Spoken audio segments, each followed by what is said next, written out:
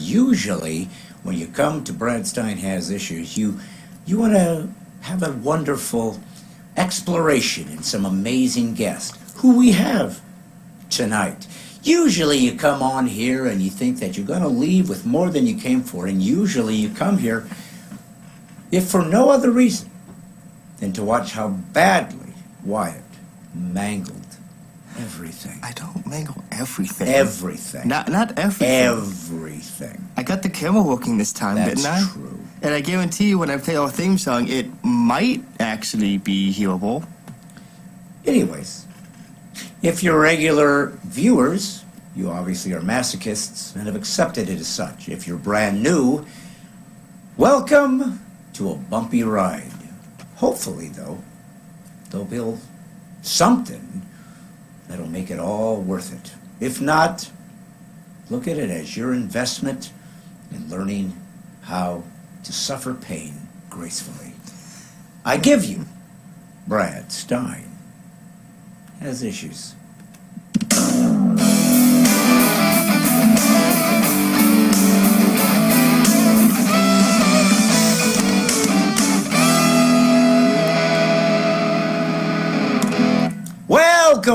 Welcome. This is God's comic, Brad Stine. This is Brad Stine Has Issues, where comedy, conservatism, and Christianity collide in a cacophony of clarity. I have just got off the road. It was a long trip. Lots of airports, lots of stagecoaches, lots of mules and jackasses. Why? I was in Texas. And they still utilize a lot of mules because they don't want to forget their heritage. So, I just flew in from Dallas, Texas, and that's right, I was in Arlington, Texas, just last night, performing and destroying an audience with my incredible wit, insight, humor, and laughing gas. I do spray laughing gas within the community whenever I perform, thus creating the illusion that I'm funny. Love Texas. Wait. Wyatt, why do you hate it so much? You gave me an idea. So is laughing gas to a comedian sort of like steroids to an athlete? Yes. Is it like illegal for comedians to do that? Laughing like gas would be considered law? the PED, PED. which is performance enhancing drug. And I can tell by the way that you were dealing with that acronym, PED, that it wasn't just you sort of enunciating and locking in the acronym. It was you going, I have no idea what you just said. I was trying to think of what those three letters could have stood for. But if I won't lie. Yes, PED. Now, had I removed one letter, the D, and added a Z, we would have come across one of your favorite candies. Reese's. No. P-E-D, Yeah, Pez. but yes. Yeah, but does Pez stand for something, or is Yes. portable emission Performance enhancing. Ah, yes, of course. I was one letter off, of course. It was back in the day when Z was not nearly as appreciated as it is today. So they just tried to find a Z word, make it up on the fly, and next thing you know, there they were with the Pez. But you know what? I do like Z. I like the Z sound. Yeah. Very rarely do you have anybody named with a Z. But in this particular case, it was on the back end, which is where it usually belongs. So, which do you prefer, Z or Z? I always say Z. If I hear Z, I know I'm talking to somebody from the UK, and so I immediately shut my brain down and started thinking about things that actually matter to me. But don't Canadians also use Z? Probably. But Canadians are a totalitarian government now. They're completely and utterly corrupt and controlled by their fascist premier, their Trudeau-ish. Saddens me, son. Used to love to go to Canada. Really did. I don't want to go there. It feels thick and sad and oppressive. Reminds me of our podcast when I feel like something exciting is about to happen and then I realize you have the buttons. You know, speaking of that, I feel like we might need a brand change. Instead of Brad Stine Has Issues, which everybody already knows, Right. why add something a bit more currently relevant, like how not to run a podcast with Brad Stine. Well, so who are we referencing? Because you're the one that runs the podcast. So are you kind of dissing yourself? Yeah, kind of. Okay. So, folks, before we get started, I do want to tell you that normally, as you know, and Wyatt knows this, he has to, he's there on the other side of the board, we like to start the show saying hi. Saying hi to everybody that shows up. As you know, I always end up with somebody like Paula Fay Marie Raucci, who shows up first, and I'm excited for her. It's her big shot. It's always Nick. It's always Nick West. Well, no, it isn't. And Nick was always there. Then Nick failed miserably and went from Saint and now Nick. he's making a resurgence. He's been the first for like the past 3 weeks or so. Yeah, well, guess what I'm not going to do today? I'm not looking. You're just going to psychically guess who the top 10 I'm are? not even going to guess. Do you know why? I'm going to tell you why. Because I've decided that today is going to be a little bit more of a serious podcast. Today is going to be a podcast that maybe isn't quite as humorous as it normally is. And Wyatt, is it normally humorous? Depends who you're asking. Okay, I'm asking you. Well, I think I'm funny. Okay, what about the podcast in general? Our chemistry. When you think of our chemistry, do you think TNT chemistry, like explosion of power? Or do you think like water or vinegar and baking soda, fuzzy? Is that how you think of our chemistry? Or do you think of our chemistry more like, I don't know, what would be another chemical reaction that's pretty inert? Inert. Yeah. Like a base. Like probably argon. Argon? Like one of those noble gases that just literally sits there and is useless. You know what I love about that, Wyatt, though? Even though it is a useless gas, you said he was honorable. And I think the idea that you gave that useless gas, that chemical equation within, the molecular structure of the world, so it doesn't even know you're referencing it. It never will. It's gas. Doesn't have ears, doesn't have a throat, doesn't have a colon.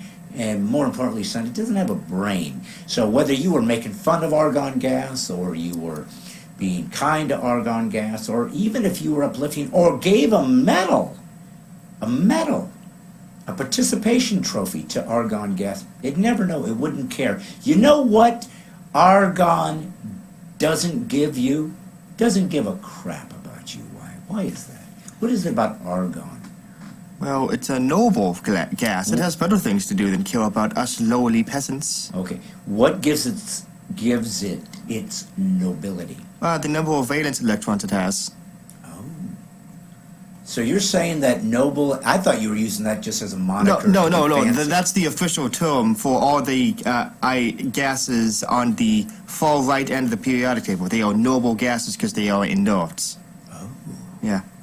I thought you literally were giving him the status like you're such a noble gas. Because noble, a nobleman, it used to be a compliment. If you were during the Renaissance time and you were a noble, it meant that you could rape and pillage the peasants, kill their husbands, and utilize their children and work them to death until you got everything you wanted from their land. So to me, that's what nobility used to be. And well, you've redefined it for me, son. What history book have you been reading? Well, pretty much the one that was given to us by the same people that gave us the 1619 Project, same people that said that this is a systemically racist nation. You know, the people that make crap up on the fly because all they have to do in this free society is put down this free society, hoping to one day control the society so they can prove that people that control the society are evil until it's them. Those people are the ones I'm referencing, Wyatt. That's probably where I got that information. Any other questions, my noble sir? Does Canada speak French? I think so. Yeah. I know they do in Quebec. Well, I mean, that doesn't make sense, though, because they're not English. Like, they're not from the England areas. They're not from the England area? I forget the term. Is it EU? Is it... Yeah, well, that's European Union. Yeah, they left. Britain left the EU, and that was a big controversy. Yeah. Well, the part of the United Kingdom is Canada. So they're would they be called a territory of the? Wait. Canada's part of the UK? Well, they're part of their. They have their queen on on their money. Okay, so we could put any person on our money. We choose people that are relevant to us. But we don't put the Queen on our money. Well, we could. We, Literally, what is stopping us from doing that? nothing. I wanted to do it Exactly. for years, but you know what? They won't let me get into the mint to put my plan into action. I'm still waiting for them to get back on me on my proposal to have Old Yellow be on the next 50-cent coin. Old Yeller, but why? Well, I think they've denied the request after figuring out which scene from Old Yellow I wanted to use. Why did you cry when Old Yeller was put down? He was old and yellow. Yeah. But did you weep? I sobbed. Ah, you I do. wouldn't say weep, but sobbed. Well, that's worse. Cried to a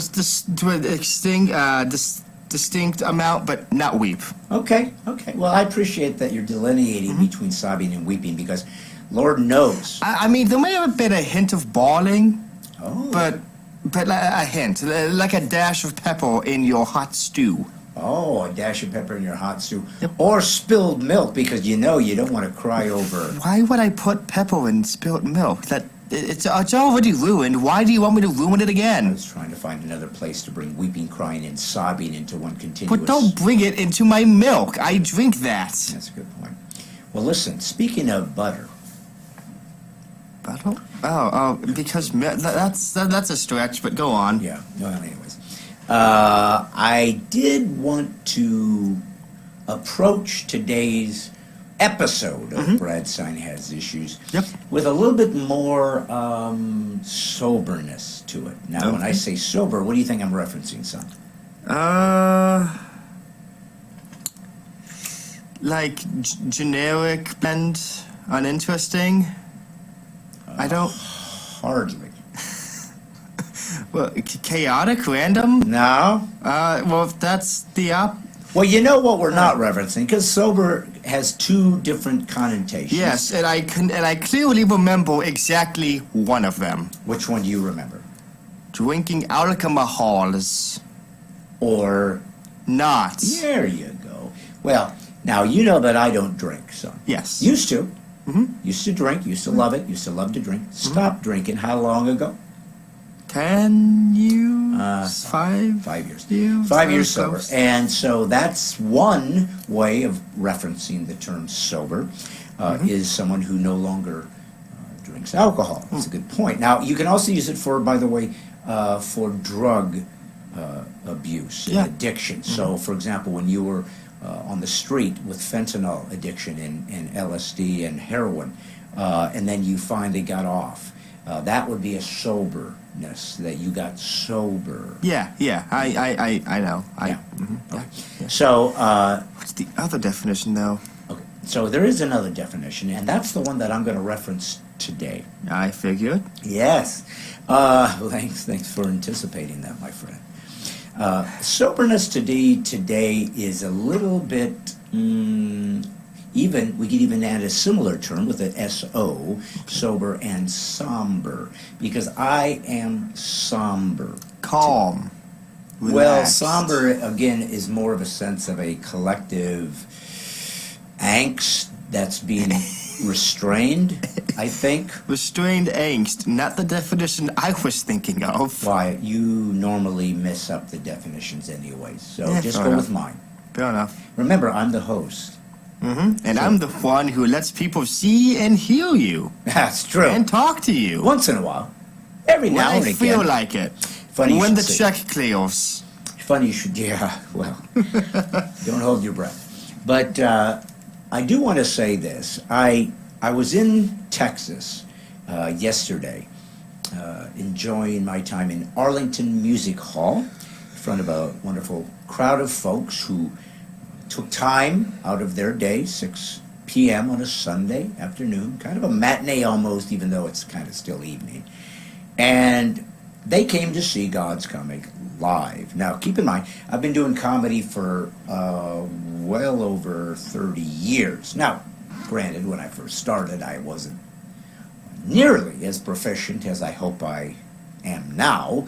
But you got to start somewhere, Wyatt. Isn't that true? I mean, would you have any other way to reference the idea that you have to start somewhere? You can't finish a race if you're not at the starting line at some point.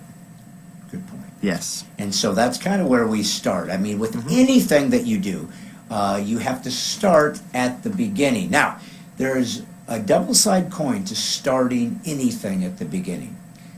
The good side is you're brand new, fresh, something exciting is about to take place, something new, something you're usually young, you're usually kind of energetic because you're excited. I'm about to enter into a world that is new for me, and I can't wait to explore it and to just basically engulf myself into the adventure that I obviously am not quite perfectly aware of where it's going to go, which is what makes life worth living. I mean, seriously, would life be worth living if you knew every day what was going to happen? I mean, would it have as much excitement? Or in our case, the idea that we know that our podcast will, at some level, somewhere, no matter how much gear we buy, no matter how many microphones we purchase, no matter how many tables we set up, no matter how many lights, no matter how many guests, no matter how many gear boards with buttons and cords, no matter how much we go on the internet to get a basic tutorial, no matter how many times we call Larry Gilbert and he gives us tech support, moral support, we're going to screw it up. Wyatt? No. Sometimes he says that our equipment is haunted, which is so enthusiasm giving. Well, let me tell you guys a little bit something about haunted equipment. Well, so, before we started to speak, before I started the show today, I was about ready to come on. I was excited. I always love being with you guys. But I was given some news from my son. My son's name is Wyatt. He exists only because he exuded from my loins. I created him from whole cloth. From ex nihilo. There was no Wyatt, and then of course there was, and that of course is completely my doing. It was something that I did and created. And so his little quips, his little funny, dry sense of humor, his little kindness, and his little button pushing wouldn't have existed. There would not be him here. I'd be talking to Wyatt, and he wouldn't answer because he didn't exist, unless I decided to make Wyatt. So I love him for that reason. You know, he's my son. He's my lineage. He's got my biological DNA attached to him, whether he likes it or not. Do you like it, son? Yeah, see, that's what I'm getting at. So when you are trapped with the DNA of somebody who you admire, who you wish you could be as good as, who you emulate the best you can. Remember, he works at Lowe's.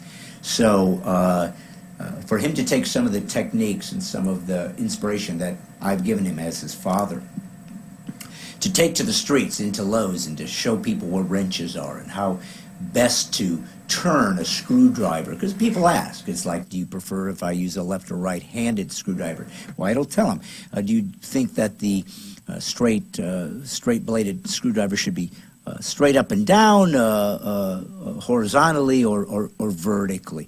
See, these are the things that he has to navigate because he gets people in there that are new to screwdrivers. And he's got to be the one that they can trust. Well, where does he get that confidence? Where does he get that style? Where does he get that panache? Where does he get that moxie to fake like he knows what he's talking about so that he can sell stuff and then go back into the break room and mock the people that he just sold a whole bunch of wrenches to somebody that just came in for duct tape? How does he get that bon vivant, that je ne sais quoi? Well, he gets it from me, his father, who had it first and passed it on. But my son gave me some information before this podcast started, and it was hard to swallow. We have a wonderful guest tonight. very important guest and a very well-known and well-respected guest. His name is John Rich. Now, for those of you who like country music, you've heard Big and Rich. He's Rich of Big N. He was also a singer, I believe Lone Star prior to that, played bass and sang. He was on Celebrity Apprentice back when Donald Trump was just a civilian billionaire, not a president of the United States billionaire. And he won that. He didn't just get on it, and amongst others, he actually won it. And he came head-to-head in the end with Marlee Matlin, who, as you know, is deaf. And if you are watching and didn't know who I said Marlee Matlin. So if I do have deaf people out there, at least they know and can follow, because we don't have, what do you call it when they put the lines on? Underneath? Subtitles. Yeah, we don't have subtitles yet. We'll get them soon. But he came here, and we had to pre-record it because he came to the studio itself, and he lives in Nashville, as do I. So it worked out perfectly, because had he lived, let's say, in Nova Scotia, it would have been a bigger trip. It would have been harder. It would have cost more gas.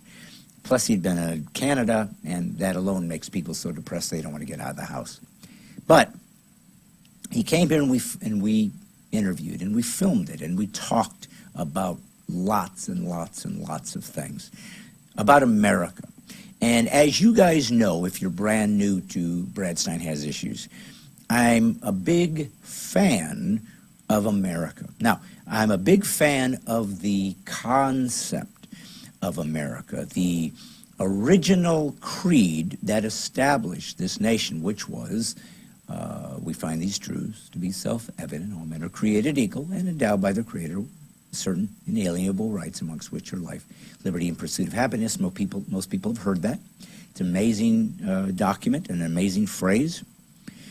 But it established something about this nation, which, by the way, didn't exist yet. I mean, it was something that they were toying with because they were actually a colony of Great Britain. And they had been here so many years and had established everything. They landed here, they took all the heat, they died in the winters, and they survived in the summers, and they tried to learn how to plant and build cities and big towns and trade with the locals that were here and try to bring things over in the ships and build little towns and cities. And then, of course, you got to have a mayor, and you got to have a council, and then you have to have churches where the people will gather their morality ones, and you got to have trade, and you got to be able to give and sell, and you basically are creating your own economy, and because of that you got to have laws and rules. And so they created this whole system all by themselves, no help really from Great Britain. And over years then Great Britain suddenly decided that they were going to kind of assert a control over these colonies, decide where and what they can do, how and what they can trade, what will be taxed, what won't be taxed, what maybe they owe Great Britain in compensation. And these original colonialists, these folks, said, you know, we've really, everything that you want a piece of this, we did it, you didn't. We came from there, but we have created our own country. We've created our own infrastructure. And we have been doing pretty darn good on our own. Matter of fact, so good that now you want a piece of the pie. And they decided that this wasn't going to work, that they were not even being represented. They were just being ruled. And that DNA that essentially was the through line of the people and how they saw this civilization that they had created, this economy, this governance, this land that they had created. They felt a kinship to and a connection to that had basically supplanted their British allegiance. And so because of that, they They fought back. They said, we're not going to have you rule us. You're not going to tell us who we are or how we can live or what we're going to be. And in the midst of that reading of the history of civilizations that have come and gone, these people realized that they were going to have to start from scratch. Now, they did in the first place to get here, but now they realized that they're going to have to start their own governance from scratch, that they were going to have to essentially decide who they were and what it meant to be part of this new world, this New England, and what that was going to become. And little did they realize that through this desire to be autonomous and create a nation, that they were going to create the United States. Obviously, it wasn't called that yet. There were no states yet. It was happening. It was being put into place. It was starting to be locked down. That this is what this area will be. They had no idea how big it was. They had no idea how large it was going to be. They had certainly had no idea how powerful and what kind of I don't know. What they were creating, I don't think they could possibly have anticipated. Was going to become something that was so precious, so emulated, so loved, so desired, that other people from all over the world, much, much older civilizations, were going to want to come and participate and ask if they could bring the best that they have to bring to this whole situation and say, can we be part of this too? Well, once they decided to basically go to war against their country of origin, and of course that's a long story, and there were many amazing and miraculous and serendipitous and sovereign and amazing miraculous situations that allowed them to beat the most powerful army in the world to become free. They essentially locked down what it would become and what would grow and evolve into being an American. Now, keep in mind, if you go to France, let's say that you don't like that a president was elected, or let's say you don't like that a certain way that you want the world to work didn't pan out, and there's a law that goes against this desire of yours, and it just bothers you to such a degree that you threaten to move, and of course you won't, because you're a coward, and you're a liar, and you're ungrateful, and you love to bask in the freedoms that others gave you. You didn't do it because you're a coward, and you don't fight for anything. What you do want is everybody to be obedient to you. I'm talking about leftists, the Marxist-driven jackasses that are so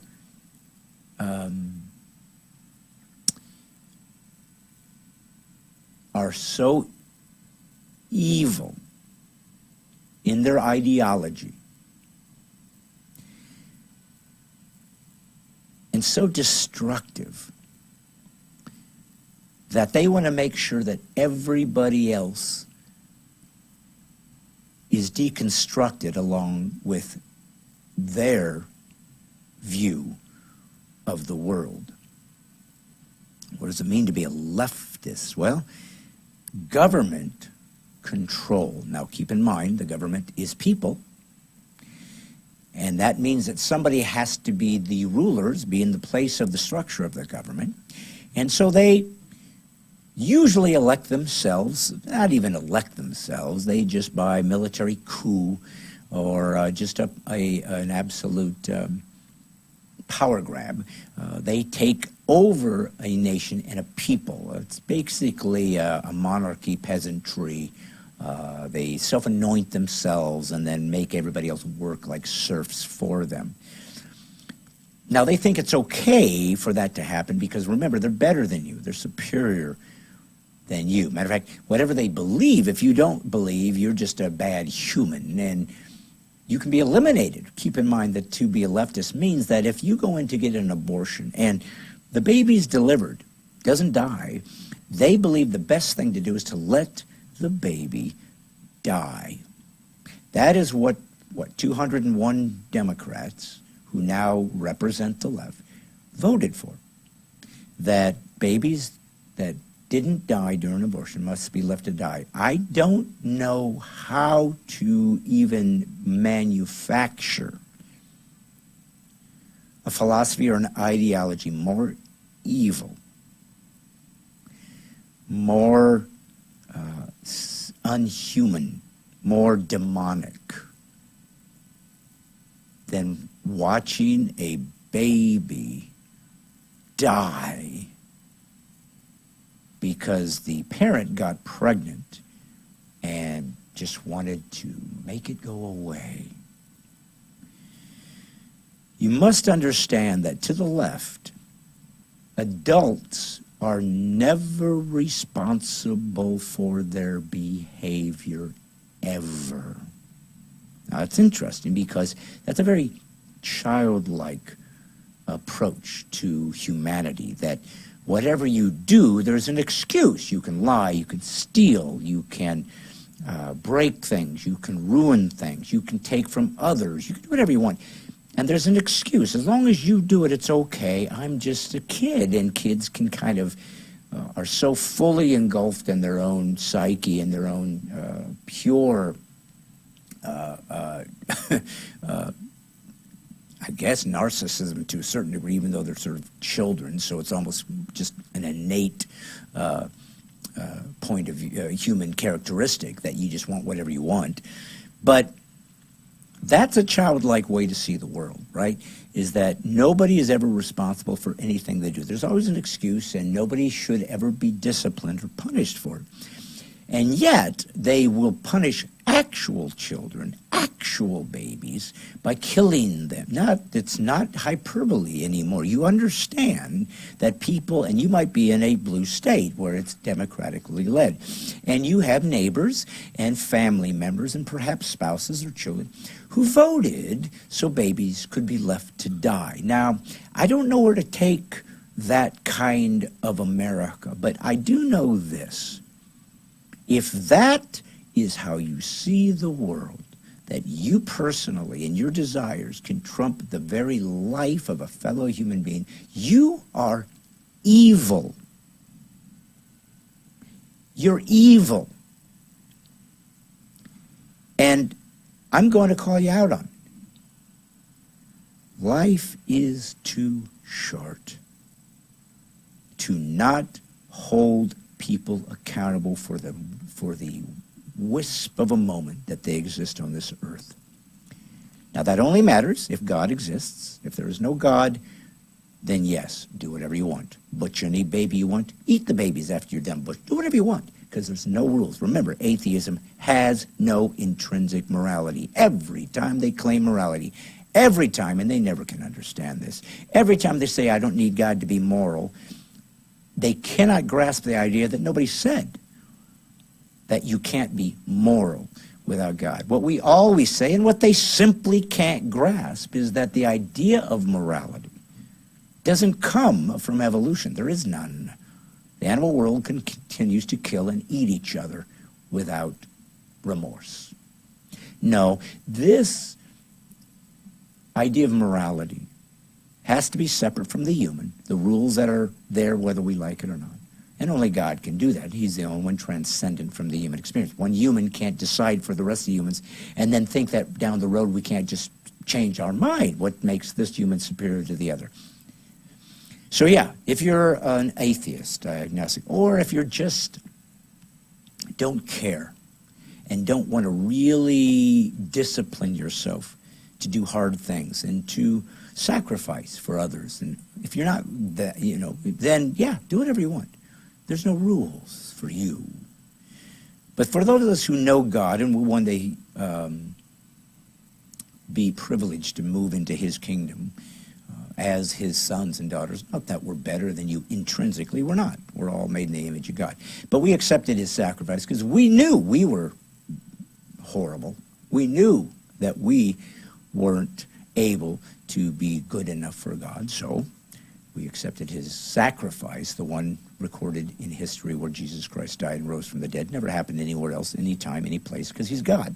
It actually happened. It's historically documented, and people saw it and have talked about it. If you don't believe that, then when you go to face God, he'll simply say, I gave you a way to come and join us in heaven. What do you think? He said, yeah, I decided I don't want to believe that. Oh, really? But I gave you a book to prove it. Yeah, I decided not to believe that. Oh, you believed all the historical books about Socrates and Plato and Caesar Augusta. You believed all those books. But the one book that literally said, here's how the world works, and if you want to go to heaven, this is the way to do it. That one you decided not to believe in. Yes? Yes. Okay. Because I told you in that book that if you don't believe in Jesus, you go to hell. You understand that. You need him because you can't get in. You understand? Yeah, I know it said that. I don't believe it. But I told you if you don't believe it, you go to hell. So if you go to hell, you chose it. You understand that, right? Yeah, don't believe it. Okay, now I'm going to move aside and allow you to walk into hell, and that's where you're going. And there's no excuse. And no atheist will argue with God. No atheist will try to improvise or wonder if perhaps something's missing, or maybe God will give him a second chance. No. You've been given your chance, and you said no. That arrogance is the greatest horrific choice a human can make. For those of you who vote for the death of babies, that's where you're going. And rightly so. But we live in a country where morality was expected. We live in a country where if you came from another culture, you were allowed to bring a different religious belief. This country was formed on the Judeo-Christian beliefs. The Ten Commandments is sacrosanct and as the undergirding of virtually every law that Western cultures ever believed. We believed that there was a way to see things, a discipline of yourself. You don't get everything you desire. You don't get everything you want. That you sometimes have to take your natural desires and set them aside for the sake of something grander than yourself. When you can learn to do that, you're disciplined. If you can discipline yourself, you can become a disciple. You can become somebody that can actually be learned and teach others. If you can't do that, then you are not going to live the robust life you want. It's going to be a very nihilistic and hedonistic life. And enjoy it while you can, because once you go to face God and go to hell, trust me, whatever you think you're getting here is not going to pan out and be of any value based on where you're going. I don't want you to go there. I do want you to humble yourself and say, you know what, I don't know everything. I do need Savior. I do need help. I do need to humble myself. I do want to join in a community of people that believe there's something greater than ourselves. America used to be that. We gave you something nobody else had ever done. You go to France, if you become a French citizen, you're a French citizen. If you go to Brazil or Germany, you become a citizen there, and you can live there. But if you come to the United States and become a citizen, you're called an American. Again, nobody has ever done that before. But to be an American meant that you believed in the Constitution as it was originally intended. You believed in law and order. You believed in sovereign borders. You believed in the fact that the government, especially the federal government, should have the least amount of power as possible. You believed that each state had its own separate entity of a governance that could supplant and not be ruled upon by the federal government. You believed in capitalism and the free market society. You believed that if you didn't get somewhere, it wasn't an excuse. It wasn't because of racism. You simply work harder, or that's the luck of the draw. Jesus Christ, who was God, by the way, said this: the poor will always be with you. Do you understand that? God Almighty said, the poor thing, you're not going to fix. Not only that, but here's what I expect of the poor. Be good people. Be honorable. Trust me that I'll take care of you. And if you're rich, God said, to whom much is given, much is expected. So God would have and did, if you watch the biblical mandates, have the rich give to the poor. That's how it's supposed to be. It was self-giving. It wasn't tax. Tax is something the government does, give the illusion that they're doing something good and virtuous, because they have none. And it gives you the illusion you're doing the same thing because you had to have it taken from you and given to good people, because you don't have the wherewithal to do it yourself. To this day, if you look at the statistics, religious people, Christian people, by far outgive the secular. The same people that believed that they are the altruists. Well, you're not. You're self-deluded, and that's why you can kill babies and think you've done something beautiful. It's as sick and twisted as it's ever going to get. But I say this because I believe that today I wanted to launch into 2023. I was going to do it last week, but Bart Millard was here, or as he likes to call himself, Millard. I don't know why he mispronounces his own last name, but that's between him and I and his Lord. But it's 2023, it's January, and we're moving into another year. We don't know what 2023 is going to bring, just like we didn't know what 2022 was going to become. We did not know that within a span of 2 years, after hundreds of American years prior to that, with some very existential crises in the middle, like Revolutionary War and Civil Wars and World Wars, we still maintained a continuity of what it meant to be an American. You were grateful for your flag. You never kneeled for it, but you stood. You saluted it. You were grateful. You defended it. If bad and racist things were done within the context of your country, you had the freedom to talk about it, to march against it civilly, excuse me, and to try to redress these grievances and try to get them fixed. And we've spent hundreds of years doing the best we could to become that. Again, do not hold the United States to a standard you don't hold anybody else to. 300,000 slaves brought to the United States at the same time that 1.7 million were brought to Brazil. Either get into Brazil and start getting reparations from them and start tearing them down, or realize you're full of crap. You hate America and you live here. That makes you the worst of hypocrites, and it makes you the worst of humans. You're ungrateful for the death of people who brought you this freedom so you could spit on it. You're despicable. And I believe that truth has to win out in the end.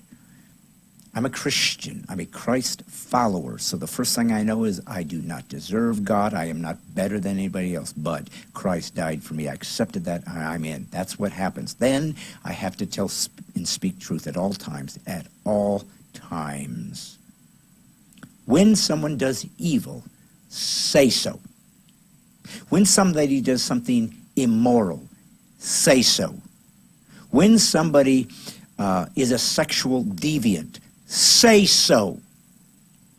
And when they try to bully you, draw a line in the sand and say, come and get me. Come and take it. Like Texas said when they fought the Mexicans and ended up with a state. That's pretty darn amazing. Give us our cannon back. Come and take it. And thus began Texas's civil war to freedom. I don't know how else we can illuminate where we are in America other than to say that during the Civil War we had what we called the North and the South, the Yankees and the Confederates.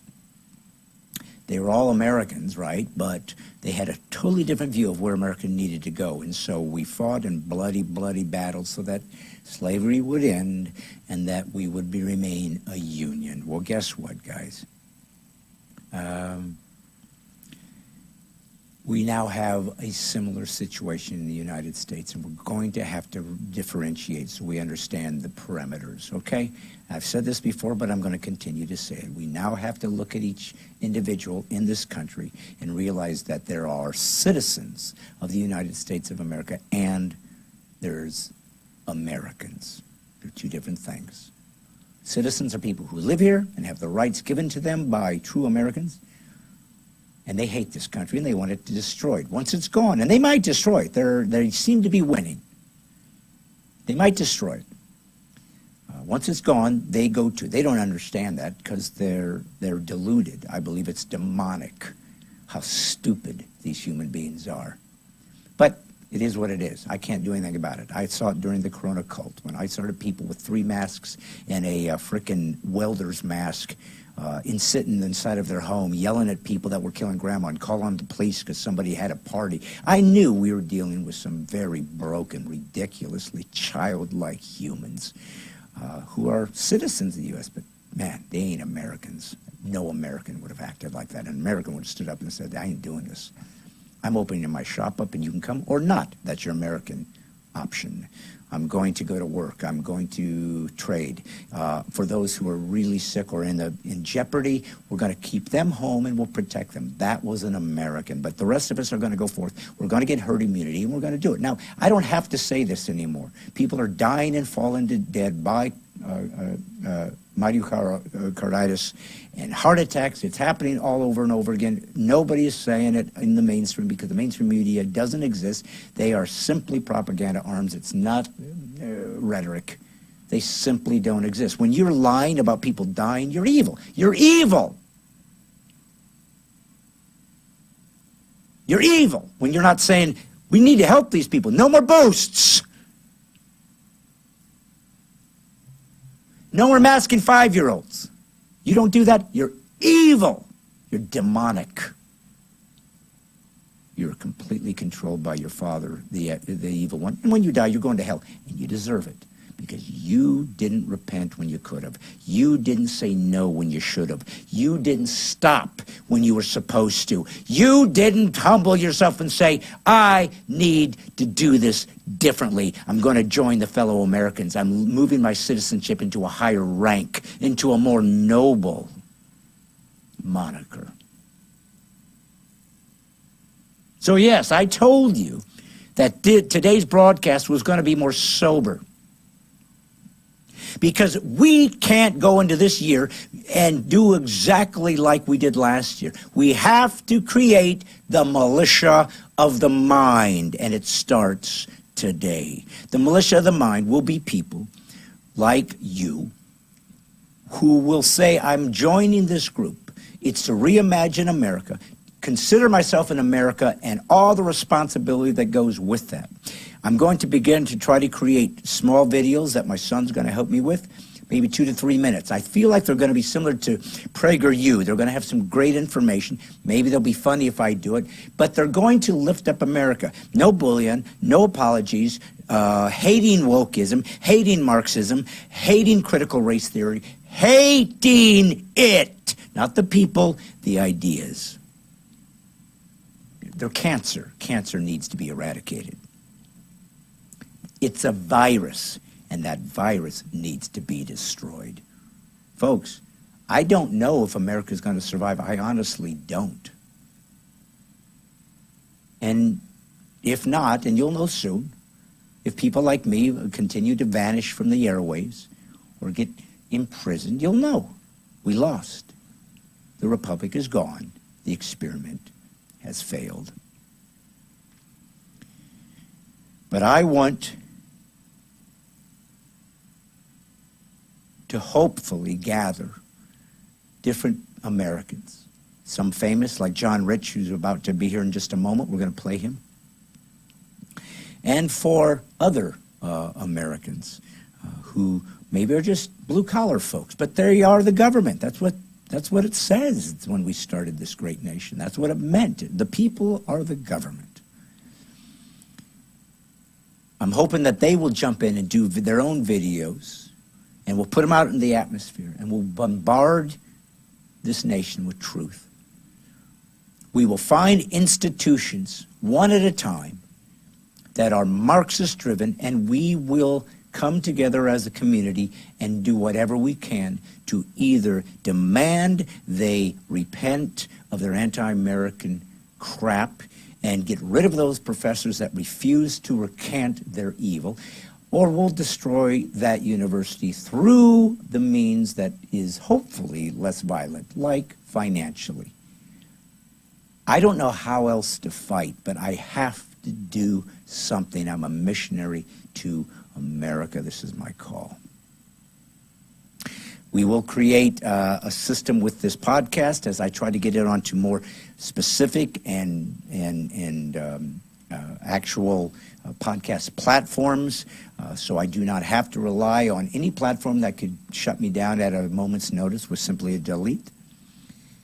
I will try to seek subscriptions, probably $3 a month, which anybody can afford, but hopefully we'll get enough people to subscribe, that I will be able to bring Wyatt on full-time and pay him. I've never been paid a dime. I pay him a little bit for helping me. So he can learn more and more about running the show and being the sidekick. And he can help build these things. Once again, folks, as I've told you from day one with Brad Stine Has Issues, it's a grassroots effort. You guys said what I say matters and what I stand for matters. So I said, as long as you're here, I will show up. If you think it matters, then I must believe there's fruit here, and I'm going to nurture it the best I can. So this is where we're going. This is kind of my marching orders for 2023. The Militia of the Mind starts this year. And hopefully, little by little, you'll see how it takes on its own flavor. And those who want to join in local communities and say, we're part of the Militia of the Mind, start creating your own groups, educating each other, lifting each other up. Perhaps we'll have people teaching on these ideas and thoughts.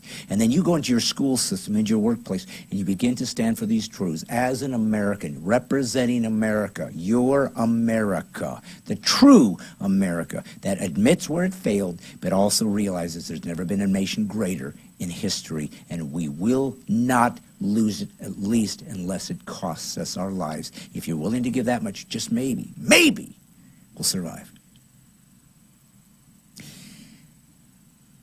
Part of what makes Brad Stine Has Issues so endearing is that my son fell into running the show because it's something he never did. I joke about him. I hope you guys know it's all for fun. I love my son very much.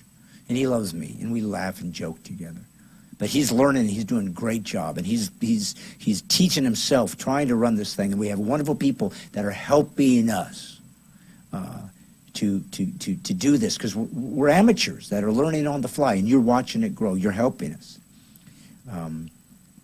But I want to be able to pay him so he can devote his time to getting this thing docked down, because the truth is, as much as we joke about the glitches, I don't want them anymore. I want you to hear me clearly and loudly. I want the color to look beautiful. I want all the guests to be seen at their best, because these are good people that took their time to be part of the Militia of the Mind. So I want them to be best represented. I want you to see what it looks like when Americans decide that we're the government. So that being said, I have to tell you that the John Rich interview, which was an hour long, got glitched. The system we use, vMix, failed and got corrupted. So we got only 30 minutes of a 1 hour video, I'm sad to say.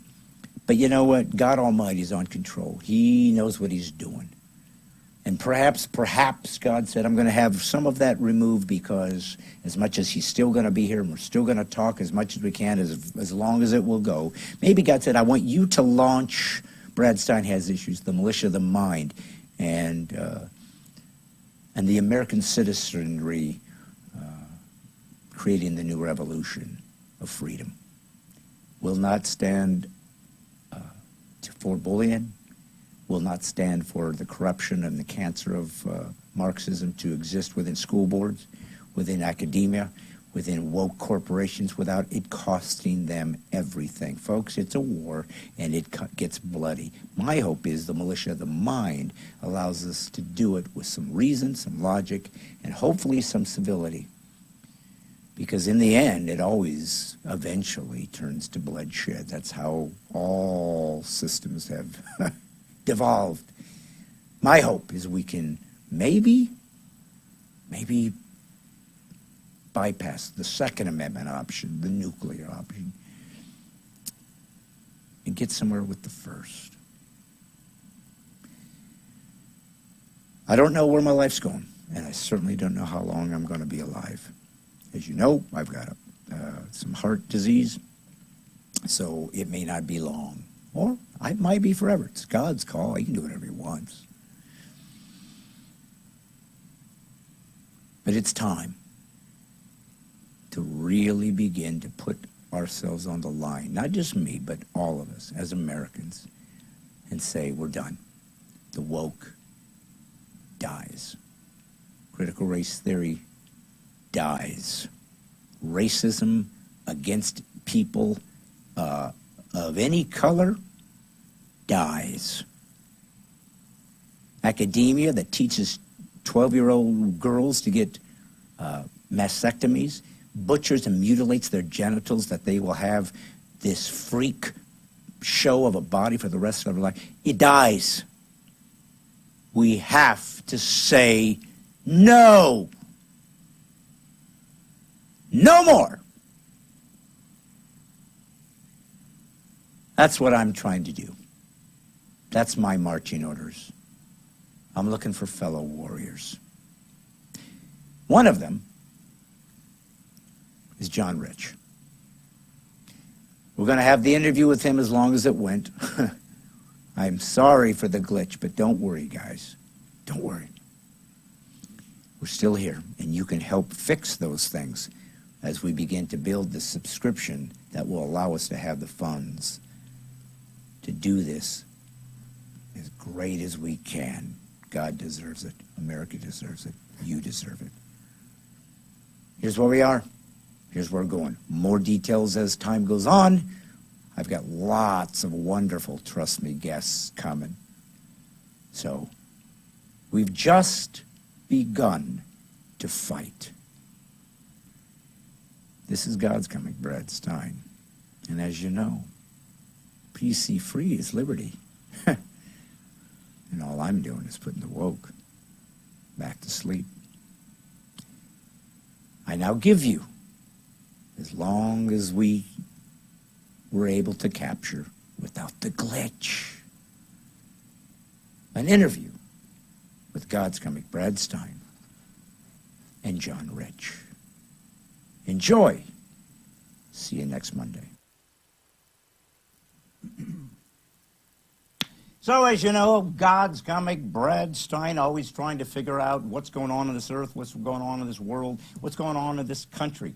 And I don't always get it right, because I'm just a human being, but sometimes I get it exactly right. And tonight, we are going to be speaking to a guest that I have admired and respected for quite some time.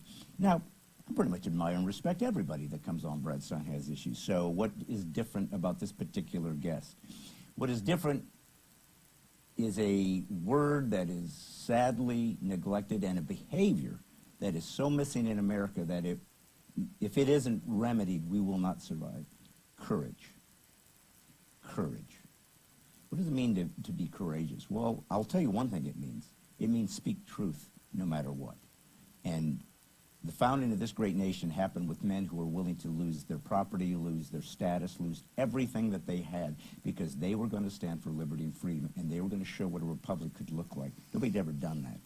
We did. Well, folks, we're about to lose it. This is as real as it gets. This is Revolutionary War, Civil War reality. We are in a civil war in America, and it's all happening in a soft totalitarianism, because it's happening by people who are controlling the narrative. And I'm just saying, I don't know if we're going to win, but I'm going to die trying. And that's what makes this nation potentially able to continue to do what people are begging to get into this nation just to participate in, freedom and liberty. The man that I'm about to introduce, of course you folks will know, especially if you're country music fans. A man that was with Lone Star, the band, but now has a very popular, successful band of his own, Big and Rich. He's done a lot of things to be successful as an artist, and God bless him. But what's more important to me is he's an American, and he's a Christian, and he's a patriot, and he's a conservative. And that, to me, is what makes all this matter. So please welcome, as my guest, John Rich. Good to be with you, man. Hey, brother. Yeah. Thank you. It's been a long time. Well, I've been a fan of yours for a long time. I as you can't know. believe that. Yeah. I will say this. Those of us who are in the artist world will get a lot of unsolicited overtures from folks on Facebook. Because there never used to be a time where you could contact folks that were completely inaccessible. You had to go through managers and publicists and whatnot. Right. But because of social media, you can, doesn't mean the guy will pay attention, but I can contact a guy I've never met and say, hey man, dig your thing. Yep. And I've had lots of people over the years say, hey, I love your comedy, you're so funny, blah, blah, blah. And I'm grateful. I mean, I didn't get into this so people hate me. I want them to like what I do. Absolutely. But they don't always, because that's what art is. It's subjective. You like it or you don't. And I believe in the freedom to make that choice. One day, I got a unsolicited mail. I think it was in Facebook. I'm pretty sure. Somebody said, "Hey man, where have you been? I love you. You're hysterical. You should be a star." I'm going, "Oh, here comes some guy in Idaho telling me who's going to tell me how great." I'm like, "Sure, anything you can do to set me up, please be my guest." You're huge in Spokane. Yeah. And it said, "I really love what you're doing," and da-da-da-da-da. And I go, "Oh, that's nice. It's kind of always appreciate it." And then it was signed John Rich. And I go, "What? You mean like as in Big and Rich, as in one, the Celebrity Apprentice, as in," and suddenly I'm going, "Holy smoke, is this who I think it is?" So I sent back a contact, and through that situation, you and I were able to begin to get to know each other just a little bit. Of course, you're in Nashville, I'm in Nashville. That helps.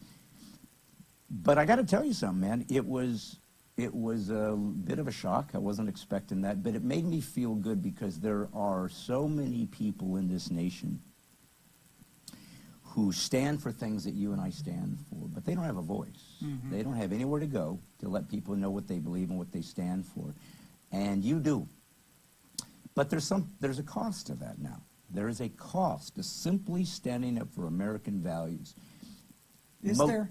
Well, there really is. I haven't noticed that. Well, and so we're going to talk about that right now. Yeah. And just a little, just in a way of examining what does it mean now for us in America to try to engage each other, especially when we're going to have disagreements, clearly, and that's okay. So let me start like this. Normally they would say, "Tell me about your career and your songs, and God bless you. I love all those things." But I'm really more concerned about you as a man, because in the end, brother, I don't care how good your songs are. I don't care how great your career is. If you're not in a free country anymore, that all but disappears. Right. So tell me, if you were to explain who John Rich was, forget all the accolades and the Wikipedias and the whatever, as the man, because it's all that matters, your integrity, your character. Who's John Rich? Well, before I answer that question, I would say the reason I reached out to you and wanted to connect with you is because there's very few entertainers that have enough nerve. You were talking about courage in the beginning, that have enough courage to say what they really think, knowing they're going to get the firestorm back in their face and knowing they're going to lose a lot of support in the industry and maybe even amongst part of their fan base that didn't know they thought like that, and other entertainers are going to go, "What are you doing? I'm out." But you did it anyway, and I went on YouTube and I kept looking up, and I found another one and another one. I went, "This guy ain't playing around," and so I was impressed by that. And there's not many of us out there that'll do that, and I believe it is more important now than ever that people in general, but in our world, entertainers, reach out to each other, form friendships. Yes. Do stuff like what we're doing right now and say, "Hey, good on you." Yeah. That's how I am too, and know each other. I think one reason why we're getting our butts kicked right now is that the left and the liberals have been so good at networking, and patching their talents together. You look up and you go, "I feel like we're cornered." Well, we are cornered, okay? Yes. They got tech, they got the media, they've got sports, they've got entertainment, they've got the school systems. They've got it all. Yeah. And we're all sitting around going, how did they just take all that? And honestly, there's a reason why I think why conservatives and independent thinkers like you and I and the millions of us out there don't have this network. You know why I think it is? Because we don't think we need somebody else's help to do anything. We don't even want their help. We want to go do it ourselves. Right. So we just cut a straight line and we cut our path. They're called socialists and communists for a reason. Community, social, this and that. So they're all about patching their talents and networks together, and they've whooped us with that. So now you've got conservatives that are starting to patch their networks together. It's what we're doing today. And I think that's a really important thing to do to be able to push back against. Well, that's a great point. I mean, it is interesting and ironic that part of the reason that we have lost some leverage is because we don't look for others to do the work for us. That's correct. We are self-sufficient. Don't you think that could be one of the, as Kamala would say, a root cause? Yeah. She loves that phrase, a root cause, as to why they're so far ahead or why they've got us surrounded. We're independent thinkers, Americans, and the DNA of an American is to do it yourself. Yes. Yes, that's what I was going to really follow up when I asked who are you, because I want you to describe yourself, because Yeah. again, people don't know us. They know us as performers. They know us from what they see, and of course that's all created, and it doesn't mean it's not real. There's not a word I have said as a comic that I don't believe. But Yeah. you're also creating an aesthetic. You're a Right. performance artist. You're It's creating one gear. Yeah. That's one gear that you have Yeah. in a 5-speed transmission Yes. of yourself as a person. Yes. That's one gear Yeah. of it. You know, they don't necessarily the other gears. So I grew up in Amarillo, Texas, up in the Panhandle of Texas. My dad preached in prisons, preached in the streets. So he was a pastor. My dad, yeah, well, he's never pastored big churches, a few little country churches, but Okay. his main thing was not really churches. It was going out to where the people are. Yeah. My dad preached in the French Quarter, standing there with the parades going by, 32 Mardi Gras in a row, with a guitar around his On neck Bourbon Street. during Mardi Gras. And there's a picture I saw one time of my dad standing there with his guitar singing, and this parade's going by, and there's something on his guitar, and I go, "What's that on your guitar in that picture?" He goes, "Oh, that's spit."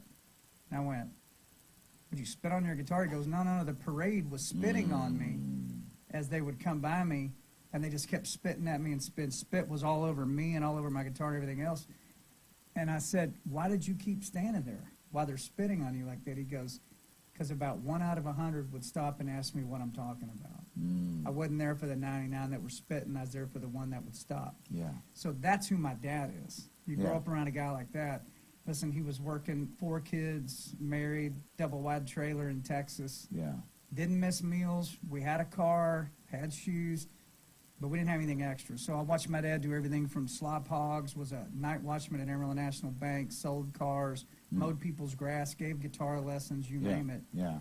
So you grow up around somebody like that as your dad, and you realize that he was not after money, he was not after popularity, he was strictly following what he was told to do. Amen.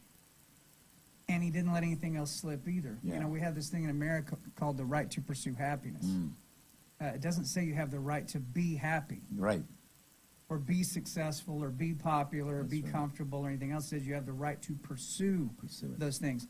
So my dad was pursuing his happiness, which was being a witness out in the middle of them. Even though he didn't make any money and even though it was a struggle, he was pursuing happiness and covering all his other bases. So as I took off into music, you got to remember I've got a high school diploma. I grew up in a double-wide trailer. That's the extent of my pedigree.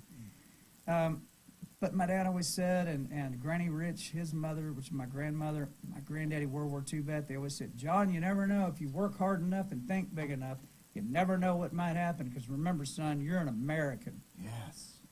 And that stuck with me. I went, you know what? They're right. Because right now, this is a pretty lean environment I'm in. But that doesn't mean it always has to be that way. Yes. So I went at it with everything I had, and I still do. People ask me a lot these days. They go, "Why are you still pushing so hard, man? You've done pretty well in music and songwriting. Why are you still pushing?" I go, "Because there are people lined up at our border willing to die to get into this country to have what? The right to pursue happiness. Yeah. They just want the ability to exhaust their potential. Right, The right. good ones do. Yeah. That's why they're coming in. Yes. And we're born with it.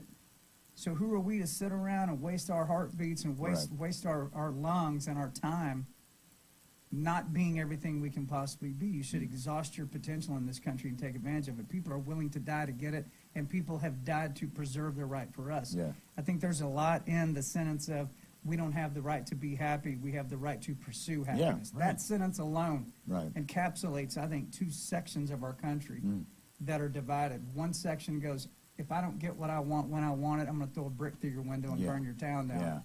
And the other side says, man, I don't want anything. Just give me a shot and let me go. Right. You know? Yes. And I come from that side of it, Yeah. and I know you do too. Me too. All right. Well, I want to comment on that. There's so much that you just said. But Yeah, I know but, that was a long answer. No, It's no, a no. simple It was question. That's a big question. It was an important answer because it literally consolidates literally the civil war that we are in America. Because when you said the pursuit of happiness, now a lot of people don't know that the original intent, the original draft was ownership of property. And that was changed for pursuit of happiness because they knew that if you can't own property, you're not free. And so they wanted us to have that. And then they said, well, let's move it towards pursuit of happiness. There was an implication within that you would be self-sustaining, that you could own your own property and so forth and so on. And that's what evolved into the republic that had never happened before. Right. It was all theory. Yeah. And they made it happen unlike Well, they any... called them inalienable rights, meaning we're not giving you these rights. You already have these rights. We're just acknowledging that they're Yeah, it's been putting them into play. You know, here's the thing, and people who watch my show from all over the world, it always blows my mind. And sometimes people are like, you know, I love what you do, I love what you stand for, but, you know, why do you bring up the Christian thing? You know, because they think I'm trying to turn them into some kind of religious podcast. And I try to tell people, so you don't understand. When you read the Bible, if you read the Bible, it is the single most monumental book ever made in human history. Virtually every part of the Western canon literature came from the Bible. It is monumental. It is the foundation.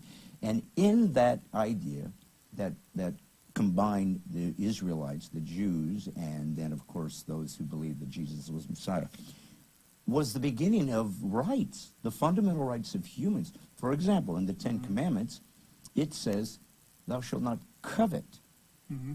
That's not saying you're not allowed to desire what John Rich has succeeded. There's plenty of guys out there that come here every day with their guitar thinking, I'm going to be the next one. And it's a freaking hard thing to do. You come into Nashville, Tennessee and say you can play guitar, you got some stones, man, because there's... You're like, that's great. Can you load beer? Yeah. That's really what we need right now. Yeah, is a guy that can exactly. load beer up Yeah, the stairs. exactly. Can you park some cars? Well, Yeah. and that's exactly what happened, by the way, which is part of the price. Are you willing to do whatever? Any of us who's ever made it in the entertainment business, we're willing to pay whatever price that took. If that meant working a Tuesday night where they shut down the pool hall so they could go in the corner and turn a mic on and let a guy do comedy for 5 guys. And that's what you did. That's what it you was do. boot camp, baby. This is hardcore. That's right. Are you ready to do whatever it takes because you believe that you have something to say as an artist and you're willing to pay that price? But that goes beyond that into the deeper thing, which is what we were talking about America. We have this idea of equity. Now, that is different than equal. The founders said we are all equal because we're made in the image of God. We are equal because, like you said, God gave rights to every human being. It's the reason why anybody that hates slavery, where did that come from? People have had slavery since the beginning of time. And today, there are slaves. So, That's right. There are slaves on the African continent. But the thing that I wanted to say was that the idea of equity means everybody gets the same thing. Well, you don't deserve the same thing. Why would you get the same thing if one guy's a heart surgeon and another guy's at McDonald's? Why would I get the same thing? I earned something. Equality and equity are two completely different concepts. Right. And so you're right. It doesn't say everybody has the right to get those things. It says you have the right to go for those things. Yes. Pursue it, meaning chase it down, meaning it's a moving target. Yes. You know, anything you want in life that's great. It is going to be a moving target. You're going to think you're almost about to get it, and then what's going to happen, Brad? Wham! Something's going to. Yeah. You're going to have to go under it, over it, around it, or through it. And you're going to have to keep going and keep going.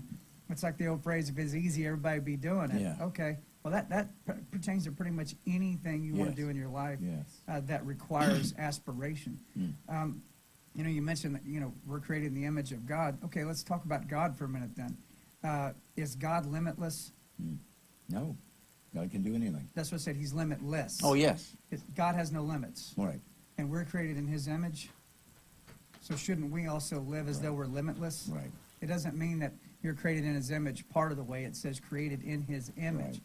So God is limitless. He created us to go out and at least feel like we're also limitless. Right. And I think what you're saying about, the Declaration of Independence, the Constitution, laying out these inalienable rights and recognizing them as something we'll defend, was hearkening back to that. We're created in the image of the Creator. That's it. So we all have the rights to go be limitless. Yes. I think people don't put those two things together a lot of times. Yeah. That's why it's worth fighting for. Well, and dying it's what for it. puts us in a different category than the animals, whatever, that God has made us in his image. You can go create things. Go co-create. I've created. But the other thing that God did in the beginning, in the garden, was he put people to work. He didn't create Right the out of the garden gate. and say, get in a hammock. He said, now get to work. Go tend to the garden. Go do stuff. Yeah, right out of And the so gate. it's never been about doing nothing. And so this idea of equity, meaning everybody deserves the same thing. No, they deserve access to the same thing, but they don't deserve it. If you don't work, you don't eat. The Bible says that. The same Bible that you guys are trying to use to say we should do this or that or be kind or dignified is certainly true. It's a piece of the puzzle, but it isn't mean that you don't also hold people accountable for being lazy, that you don't hold people accountable for not wanting to work. You don't hold. Covetous means not that I want to also achieve things. That's not covetous. That's just ambition. Covetous means I want what you got. Well, I want to take your stuff. Jesus also gave a parable about the talents. Yeah. You know, he gave one guy 1, one guy 5, and one guy 10. And one guy just hoards his and doesn't do anything. The other guy goes out and blows his on nonsense. Yeah. And then the one guy invests his and he puts it to work and grows it. He went, that's the guy that's gonna do the best. So he gives everybody. You come out of the gate with your toolbox. Yes. And how hard do you want to turn that screwdriver, son? Yeah, that's right. And that's how I was raised, and I think that's it's even more so today, man. Raising my kids, I stay on them about that. Nobody, you know, I told my son they love to play baseball. One of my sons about to turn 13, and I said, I can buy you the best baseball bat and the best baseball glove, but you have to go hit a home run, and you have to get on base, and you have to learn how to steal. You have to learn how to throw it. I can't get you on the team, son. I can give you the tools, but I can't get you on the team. Nor do you want to. That's why sports is a good thing for kids. Go figure it out, They need to learn that there's no de facto position. You know what's interesting, too? A lot of boys, at least, maybe not so much now with technical stuff and people doing gaming and what, maybe it's changed, but it used to be, at least growing up, every guy wanted to get in sports. And then you find out maybe you're not good at it. And not everybody is, obviously. Right. But here's the thing that happened to those guys that wanted to do sports and couldn't do it well.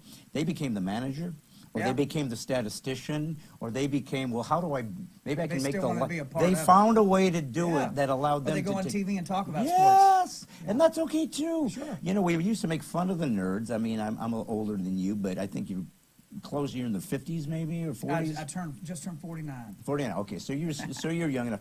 But you know, we used to make. Don't put me there yet. God bless. Stay there. I'm trying to hold it right here. But you know, obviously, people used to kind of joke about the nerds and so forth. Well, they now rule the world. They created the computers, and they created all this technology that we have, and the social media were created by guys that found their way to success through their skill set. No, they didn't ask anybody to acquiesce and dumb it down and let me play first base even though I suck. Right. They said, I'm going to go find what I'm good at and be good at that. And that's the American dream, which is what people sacrifice to get. I always tell people, it's easy to tell if your country's great or not. Do people want in or do they want out? Yeah. And nobody's digging a hole sneaking into North Korea. Nobody's doing that. They want to hear. And there's a reason for that. I want to say something. I want to go back to something you said earlier. And the reason I got on my phone, I didn't want you to think I was disconnecting. I found a tweet that you did a while back, and it just kind of fit into what you already said. And I'm so grateful that you continue to say these things, so I don't pick up some arbitrary tweet that you did. My Twitter handle, it's at John Rich. It is. Noses get broken on Twitter a little bit on my page. Well, you said this. This is a year ago. Libs have woven their sectors together while conservatives are mostly independent operators who cut their own path. The libs have beat the pants off of us in that regard and now have us pinned. I, with others, are now building new hills for people to run to. Exciting times ahead. And you said one more. Well, many more, but I'm going to add the other one I wanted to say was the left thinks that they have isolated 50% of the country. But in reality, they have alienated 50% of our citizens and created the scenario for free thinkers to create new platforms with the potential to siphon away half of their current customer base. Time to make some moves. I mean, you couldn't even say. I don't know who that guy is, but he's right on the money. He's right on the money, and on many, in many levels, because one of the things that I think was so crucial to what you were saying was that we have, as conservatives, and certainly as Christians, we have a heritage of if we can't get in the building, we'll tear the tiles off the ceiling and lower a guy down in a pallet if we have to, but we're getting in. Mm-hmm. And what the left doesn't understand is they think by their censorship, their totalitarianism, their disparaging of our points of view, their slandering of our characters simply because we disagree with them, this Marxist bull crap that they are now using to drive us. They think that they are in some way diminishing us or hamstringing us from being able to move forward. What they don't get about us, because they're not like us, is all you're doing is making us stronger.